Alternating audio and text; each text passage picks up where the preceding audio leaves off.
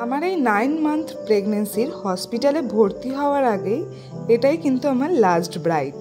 মাঝে মাঝে এমন কিছু মানুষের কাজ পড়ে যায় যেটা তুমি চাইলেও ক্যান্সেল করতে পারো না। আজকের কিন্তু ব্যাপারটা অনেকটা সেই রকমই ছিল। তোমরা যারা জানো আমার কিন্তু হেল্পিং হ্যান্ড হিসাবে আমার মাই আমার সব জায়গায় যায়, তা আজকেরও ঠিক সেটাই। মাই আমার শাড়ি পরানো থেকে শুরু করে চুলগুলো ট্রিম্পিং বলো বা যা যা থাকে, মা কিন্তু আমাকে আমার কাজে সবটাই হেল্প করে। আমি আমার অন্যান্য ব্রাইডকে আগে হয়তো মেকআপটা করিয়ে তারপরে হেয়ার বা শাড়িটা করাই, কিন্তু আজকে দুপুরবেলাটা একটু কষ্টই হচ্ছিল খেয়ে ওঠার পর, তাই জন্য আমি মাকে বলেছিলাম আগে তুমি শাড়ি আর হেয়ারটা করে নাও, তারপরেই নয় আমি মেকআপটা আজকে ধরবো।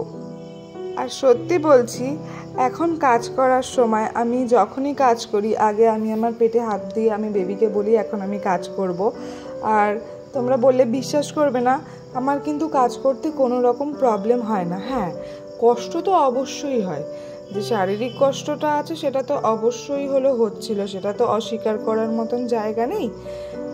কিন্তু আমি যেটা বুঝতে পারি আমার বেবি আমার কাজটাকে আমি যতটা এনজয় করি সেও কিন্তু ঠিক ততটাই এনজয় করে। তার সাথে সাথে আমি আমার এই মিষ্টি ব্রাইডের কথা আলাদা করে তোমাদের কি বলবো আমি জানি না।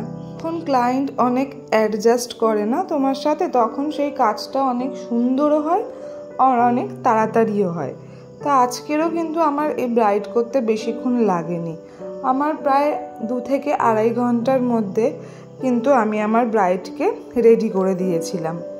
আমি কিন্তু এখন আমার স্টুডিওতে বসে কাজ করতে পারছি না, আমাকে আমার রুমেই কাজ করতে হচ্ছে। কথা বলতে বলতে আজকের ব্রাইড কিন্তু রেডি হয়েই গেল।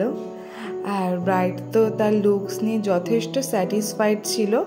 আর ও এসে শুধু আমাকে বলেছিল যে তুমি রেড লিপস্টিকটা শুধু ইউজ করো না, বাকি তোমার যেরকম পছন্দ হয় তুমি আমাকে ঠিক সেরকমভাবেই সাজিয়ে দাও।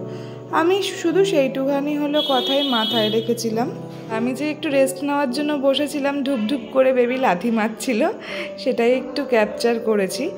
আর আজকের এই লুকসটা ওর তো খুবই ভালো লেগেছে। ওর সাথে সাথে তোমাদেরও কেমন লেগেছে কমেন্ট বক্সে কিন্তু অবশ্যই জানিও।